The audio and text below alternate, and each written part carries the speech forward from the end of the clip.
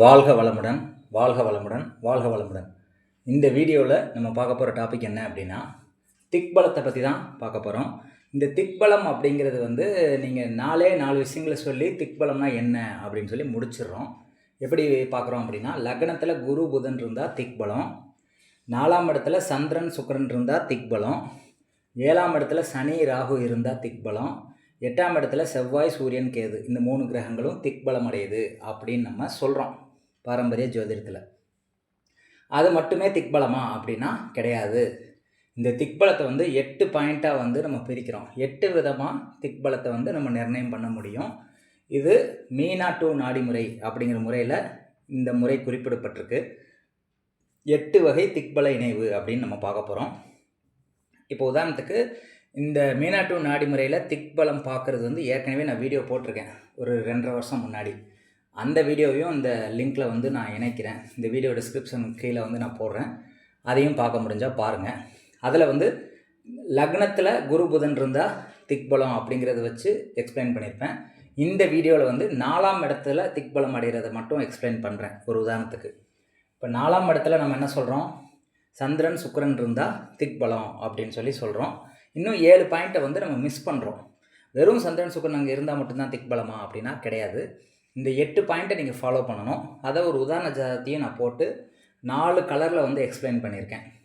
First லக்னத்துக்கு 4ல் சந்திரனோ சுக்கிரனோ இருந்தால் திக்பலம். இந்த 4ஆம் இடத்தை மட்டும் வச்சு நான் இதை எக்ஸ்பிளைன் பண்ணியிருக்கேன். மீதி இதை நீங்கள் இதே மாதிரி நீங்கள் பார்த்துக்க வேண்டியதான். இப்போ 4ல் சுக்கிரன் சந்திரன் இருக்கான்னு பார்க்கணும். இந்த உதாரண ஜாதத்தில் ப்ளூ கலரில் போட்டிருக்கேன். லக்னம் விருச்சிக லக்னம், 4ல் சந்திரன் சுக்கிரன் இருக்கா, இதை நம்ம திக்பலம் அடைஞ்சிருச்சுன்னு சொல்கிறோம். இதுதான் ஃபஸ்ட் பாயிண்ட். இதை மட்டுமே நம்ம பாரம்பரிய ஜோதிடத்தில் பார்க்குறோம். இன்னும் 7 பாயிண்ட்டை நம்ம பார்க்குறது இல்லை. ஆனால் பார்க்கணும். பார்த்தா தான் நுணுக்கமாக பார்த்தா மட்டுமே அது திக்பலமாக பலமாக இருக்கா அப்படின்னு செக் பண்ண முடியும். ஒரு பாயிண்ட்டை வச்சு நீங்கள் ஒரு முடிவுக்கு வரக்கூடாது. 2வது பாயிண்ட் 4ஆம் அதிபதி நட்சத்திரத்தில் சந்திரன் சுக்கிரன் அப்படி இருந்தாலும் திக்பலம் தான். இந்த லக்னத்துக்கு 4ஆம் அதிபதி யார்? சனி. இந்த சனி நட்சத்திரத்தில் சந்திரனோ அல்லது சுக்கிரனோ இருந்தால் அந்த சந்திரனோ சுக்கிரனோ திக்பலம் அடையும் அப்படின்னு சொல்லலாம். உதாரணத்துக்கு சுக்கிரன் அனுச நட்சத்திரத்தில் இருக்குது அப்படின்னா சுக்கிரன் திக்பலம் அடைஞ்சிருச்சுன்னு சொல்லலாம். ஆனால் சுக்கிரன் லக்னத்தில் தான் இருக்கும். ஆனால் நம்ம என்ன சொல்கிறோம், திக்பலம் கிடையாதுன்னு சொல்லக்கூடாது. லக்னத்தில் சுக்கிரன் இருக்குது, திக்பலம் அடையலைன்னு நீங்கள் சொல்லவே கூடாது. 4ஆம் இடத்து அதிபதி யார்? சனி. அந்த சனி நட்சத்திரத்தில் சுக்கிரன் நிற்கிது, ஆனால் லக்னத்தில் தான் நிற்கிது அப்படின்னா கூட இது திக்பலமாக நம்ம எடுத்துக்கணும். 4ஆம் அதிபதி நட்சத்திரத்தில் சந்திரனோ சுக்கிரனோ நின்னா அது திக்பலம். அது 2வது பாயிண்ட். 4ஆம் அதிபதி பார்வையில் சந்திரனோ சுக்கிரனோ இருந்தால் அதுவுமே திக்பலம் தான். அதை நான் ரெட் கலரில் போட்டிருக்கேன். சனி தான் 4ஆம் அதிபதி. ஓகேயா, சனி தான் நான் போட்டிருக்கேன். 4ஆம் அதிபதி சந்திரன் சுக்கிரனை பார்க்குது அப்படின்னா கூட அது திக்பலம் தான். 4ஆம் அதிபதி யார்? சனி. இந்த சனி சந்திரனையோ சுக்கிரனையோ பார்க்குது அப்படின்னாலும் இந்த சந்திரன் சுக்கிரன் திக்பலம் அடையும். 4வது பாயிண்ட் 4ஆம் அதிபதியுடன் சேர்ந்த சந்திரன் சுக்கிரனும் திக்பலம் அடையும். இந்த 4ஆம் அதிபதி யார்? சனி. இந்த சனியோட சந்திரனோ அல்லது சுக்கிரனோ சேர்ந்தால் அந்த சந்திரனோ அல்லது சுக்கிரன் திக்பலம் அடையும் அப்படின்னு சொல்லலாம். இப்போ 4 பாயிண்ட் புரிஞ்சிருக்கும்னு நினைக்கிறேன். இன்னொருத்தர சொல்கிறேன். 4ல் சந்திரன் சுக்கிரன் இருந்தால் அது திக்பலம், ஃபஸ்ட் பாயிண்ட்டு. 4ஆம் அதிபதி நட்சத்திரத்தில் சந்திரன் சுக்கிரன் இருந்தால் திக்பலம், 2வது பாயிண்ட்டு. 4ஆம் அதிபதி சந்திரன் சுக்கிரனை பார்த்துச்சு அப்படின்னாலும் அது திக்பலம், 3வது பாயிண்ட்டு. 4ஆம் அதிபதி சந்திரன் சுக்கிரனோட சேர்ந்தால் திக்பலம், இது 4வது பாயிண்ட்டு. 4 பாயிண்ட் புரிஞ்சிருக்கும்னு நினைக்கிறேன். புரியாதவங்க இந்த வீடியோ திரும்ப கேளுங்க. அடுத்து 5வது பாயிண்ட் 4ல் நின்ற கிரகம். 4ல் ஒரு கிரகம் நிற்கிது. இப்போ உதாரணத்துக்கு கடக லக்னம், அதுக்கு 4ல் துலாமில் செவ்வாய் நிற்கிதுன்னு வச்சுக்கோங்க. ஏதோ ஒரு கிரகம் நிற்கிது. 4ஆம் இடத்துல நிற்கிற கிரகத்தினுடைய சாரத்தை சந்திரன் சுக்கிரன் வாங்கியிருந்தா அதுவுமே திக்பலம் தான். 4ல் செவ்வாய் நிற்கிது அல்லது 4ல் சனி நிற்கிதுன்னா இந்த சனி சாரத்தை சந்திரன் சுக்கிரன் வாங்கியிருந்தாலோ இந்த செவ்வாய் சாரத்தை சந்திரன் சுக்கிரன் வாங்கியிருந்தாலோ அதுவுமே திக்பலம் தான். 4ல் நிற்கக்கூடிய கிரகம் என்ன கிரகமோ அந்த சாரத்தில் சனி சுக்கிரன் இருந்தால் திக்பலம். இப்போ இங்கே செவ்வாய் நிற்கிது லக்னத்துக்கு 4ல். இந்த செவ்வாய் சாரம் அவிட்டத்தில் சந்திரனோ சுக்கிரனோ நிற்கிதுன்னா இது திக்பலம் அடையும். இது 5வது பாயிண்ட்டு.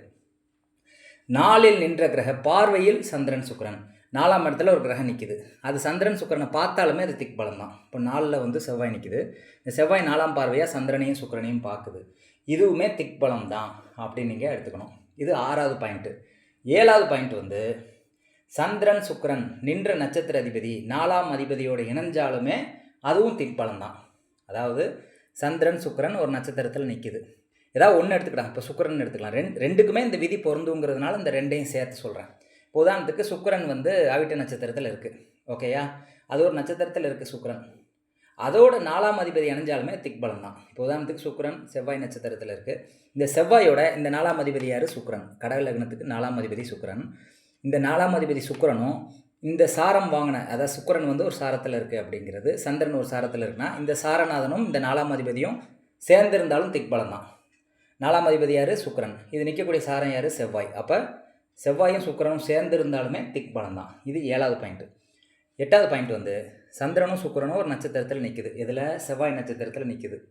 இது 4ஆம் அதிபதி பார்வையில் இருந்தாலுமே திக்பலம் தான். இப்போ சந்திரன் சுக்கிரன் வந்து செவ்வாய் நட்சத்திரத்தில் இருக்குது. ஓகேயா? அப்போ செவ்வாய் எங்கே இருக்குது அப்படின்னா, உதாரணத்துக்கு இதில் இருக்குது, கன்னியில் இருக்குது செவ்வாய்.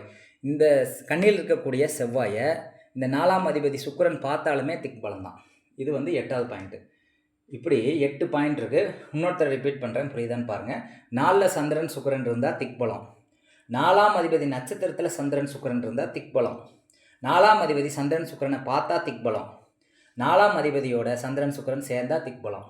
அடுத்து 4ல் நிற்கக்கூடிய கிரகம் வந்து 4ல் நிற்கக்கூடிய கிரகத்தோட சாரத்தை சந்திரன் சுக்கிரன் வாங்கினா திக்பலம். அடுத்து 4ல் நின்ற கிரகத்துடைய பார்வையில் வந்து சந்திரன் சுக்கிரன் இருந்தால் அதுவும் திக்பலம். சந்திரன் சுக்கிரன் ஒரு நட்சத்திரத்தில் அதோட 4ஆம் அதிபதி சேர்ந்தால் திக்பலம். இது 7வது பாயிண்ட்டு. சந்திரன் சுக்கிரன் நின்ற நட்சத்திரமும் 4ஆம் அதிபதியும் பார்த்துக்கிட்டா திக்பலம். இது 8வது பாயிண்ட்டு. இப்படி 8 பாயிண்டில் வந்து 8 பாயிண்ட்டாக வந்து நம்ம திக்பலத்தை வந்து நிர்ணயம் பண்ணுறோம். இப்போ டைரெக்டாக பார்த்தா இந்த சந்திரன் சுக்கிரன் வந்து லக்னத்தில் இருக்குது. அப்போ இது திக்பலம் கிடையாதுன்னு நீங்கள் முடிவுக்கு வரக்கூடாது. 4ஆம் அதிபதி பார்த்துருக்குனாலும் அது திக்பலம் தான். 4ஆம் அதிபதி நட்சத்திரத்தில் இருந்தாலும் திக்பலம் தான். இப்படி 8 வகையாக வந்து திக்பலத்தை வந்து நம்ம நிர்ணயம் பண்ணுறோம். இப்படி தான் வந்து ஒரு கிரகம் பலன் கொடுக்குதா கொடுக்கலையான்னு நீங்கள் கண்டுபிடிக்கணும். பார்த்த உடனே நீங்கள் கண்டுபிடிக்கிறதுக்கு வந்து இது கிடையாது. இது வந்து ஒரு ஸ்கேன் ரிப்போர்ட் மாதிரி. உள்ளே என்ன நோய் இருக்குதுன்னு வெளியில் பார்த்தா தெரியாது. உடம்புக்குள்ளே என்ன இருக்குங்கிறத டீப்பாக பார்த்தா மட்டுமே தெரியும். அதை யாருமே பார்க்குறதில்ல அப்படிங்கிறது தான் நிதர்சனமான உண்மை. இந்த பதிவு வந்து உங்களுக்கு புரிஞ்சிருக்கும்னு நினைக்கிறேன். ஆனால் இந்த மெத்தடை வந்து யாரும் பயன்படுத்துறது இல்லை அப்படிங்கிறது தான் நிதர்சனமான உண்மை. நன்றி, வணக்கம்.